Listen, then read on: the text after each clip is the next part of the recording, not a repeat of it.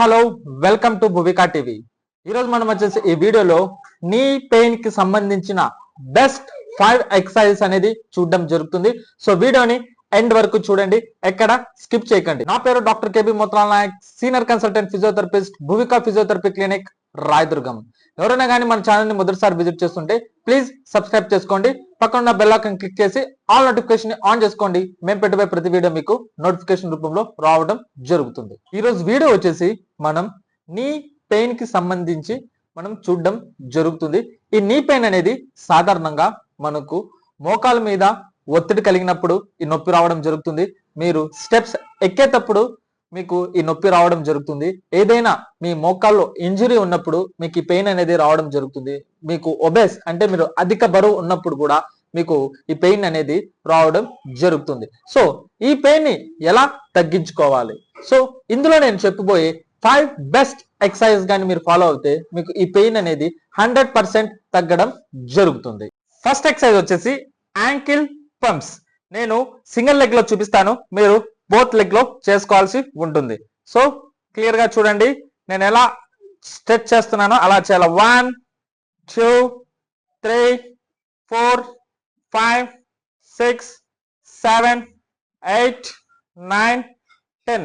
మీకు single leg లో problem ఉంటే మీరు ఒక లెగ్ చేయండి. మీకు బోత్ లెగ్స్ ఉంటే ఫస్ట్ ఒక లెగ్ చేసిన తర్వాత నెక్స్ట్ ఇంకో లెగ్ చేసుకోండి. నేను ఇందులో 10 టైమ్స్ చేశాను, మీరు 20 టైమ్స్ చేయాల్సి ఉంటుంది. సెకండ్ ఎక్సర్సైజ్ వచ్చేసి నీ ఐసోమెట్రిక్ ఎక్సర్సైజ్ అన్నమాట. సో మీరు ఈ లెవెల్లో ఒక టవల్ ని మీరు రోల్ చేసుకొని మీరు ఇలా కింద నీ కింద ప్లేస్ చేసుకున్న తర్వాత మీ నీ ఉంది కదా, ఆ నీ అనేది మీరు కిందకి ప్రెస్ చేయాలా. ప్రెస్ చేసి మళ్ళీ రిలీజ్ చేయాలా, ప్రెస్ చేయాలా, రిలీజ్ చేయాలా.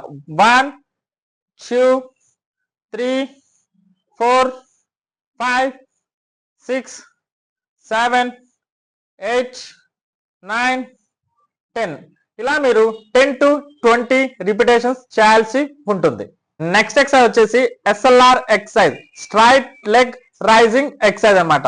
సో నేను ఇప్పుడు చూపించిన విధంగా మీ లెగ్ అనేది మీరు ఇలా 45 degrees కి లిఫ్ట్ చేసి మళ్ళీ కిందికి పెట్టాలి. 1 2 3 4 5 6 7 8 9 10. ఇలా మీరు 10 to 20 రిపిటేషన్స్ చేయాల్సి ఉంటుంది. నెక్స్ట్ ఎక్సర్సైజ్ వచ్చేసి ఎస్ఎల్ఆర్ సైడ్ ఎక్సర్సైజ్ అన్నమాట.